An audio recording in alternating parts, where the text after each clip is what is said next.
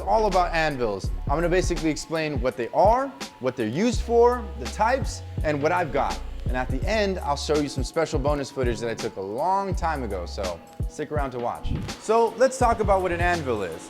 It's a big specially heat-treated piece of steel used to hammer and shape hot metal. Now, it can be characterized and distinguished by its horn, step, face, hardy hole, pritchel hole, heel, feet, and waist. Now, it doesn't have to have any of these features, but as long as it has a face, a horn, hardy hole, and a pritchel, you have what's called a London pattern style blacksmith's anvil. Sometimes some of these anvils come in different shapes, sizes, weights. Sometimes it doesn't have a horn, sometimes it just has a heel, sometimes it has no heel and double horn. We'll talk about that later, but that's how you can distinguish what an anvil is.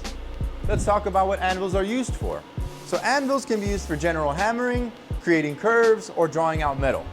It also includes holes for holding tools, like here, the hardy hole, and the pritchel hole is used for punching holes through your material.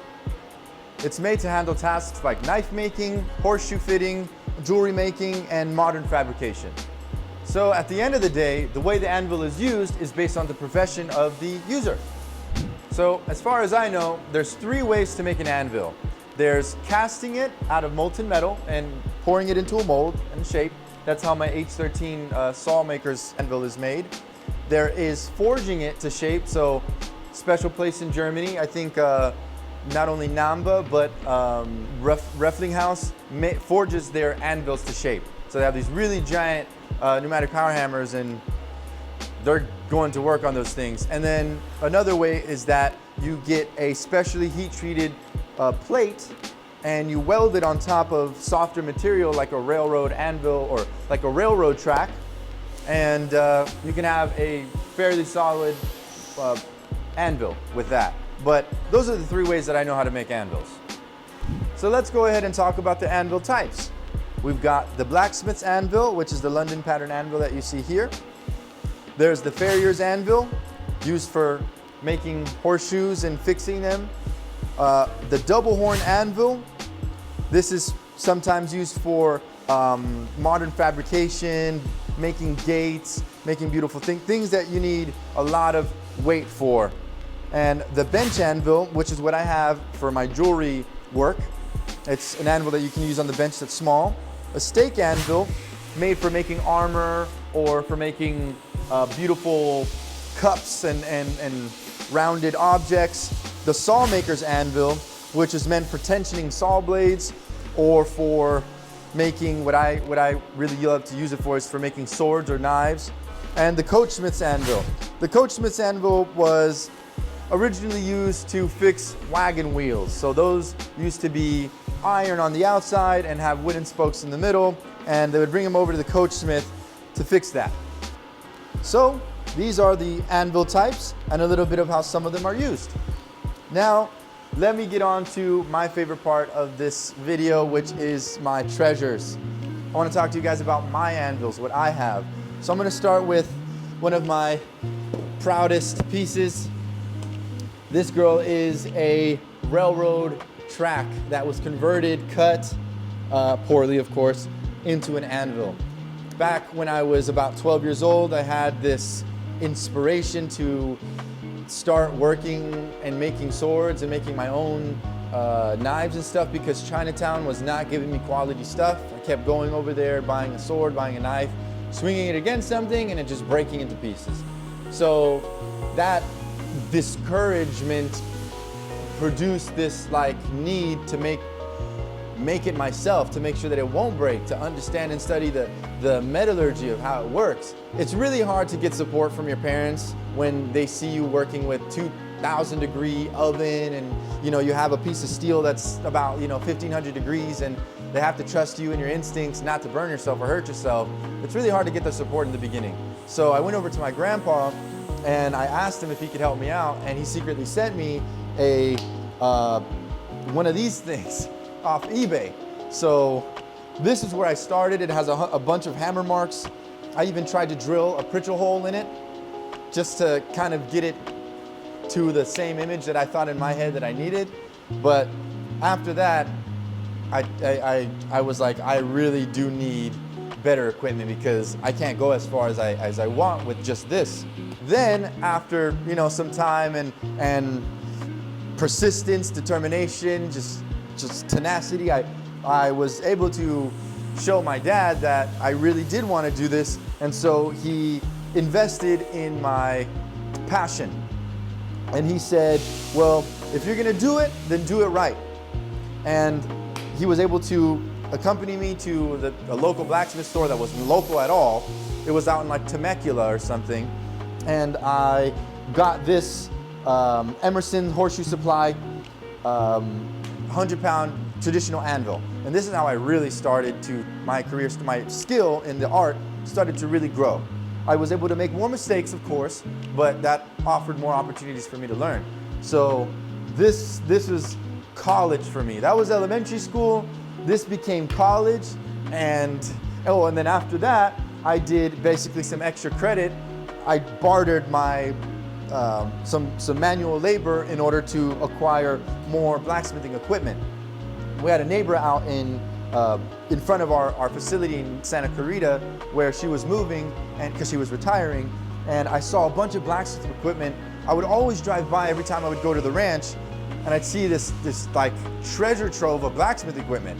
And I'm over here with, you know, with this or just with this and you know, not much else. And I see all these tools that I need, and I go and ask her, how can I get that? And she said recently that she was moving.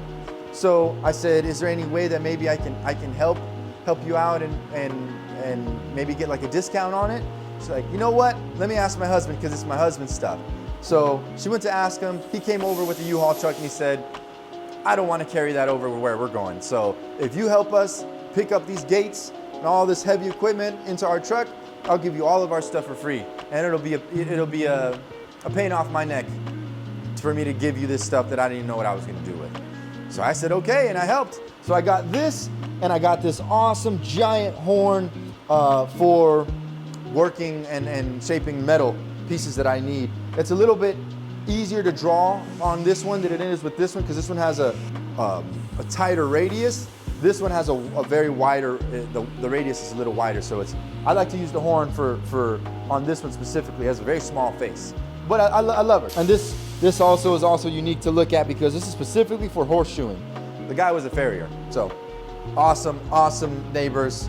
So now I come over to my pride and joy, my Holland 230-pound Sawyer's anvil, discontinued. The company also closed recently.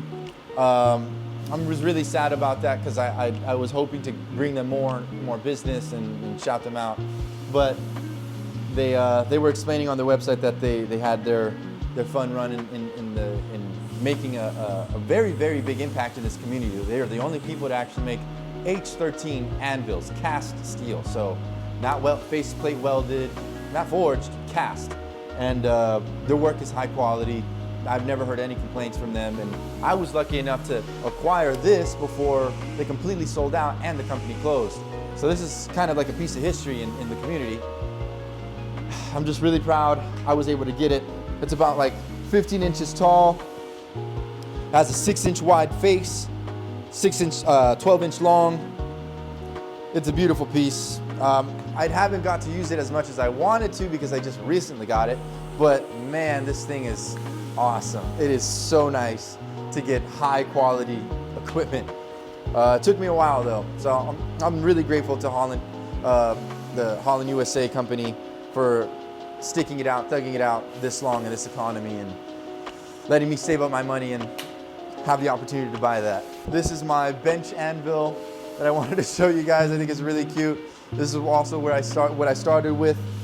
And yeah, this is my treasure, guys.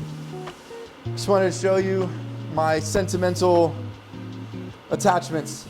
But yeah, thank you guys for watching this video. I really hope some of the stuff you learned inspired you to learn more about this art.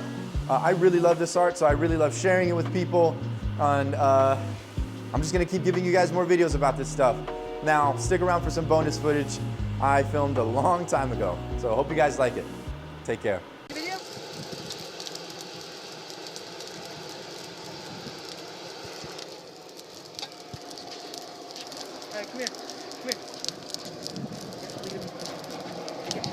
Alright, I'm Kevin Milan. This is my first blacksmith forge. Oh! Oh!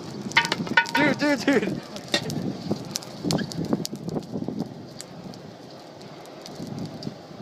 The debris is burned. Alright, come here, chase up.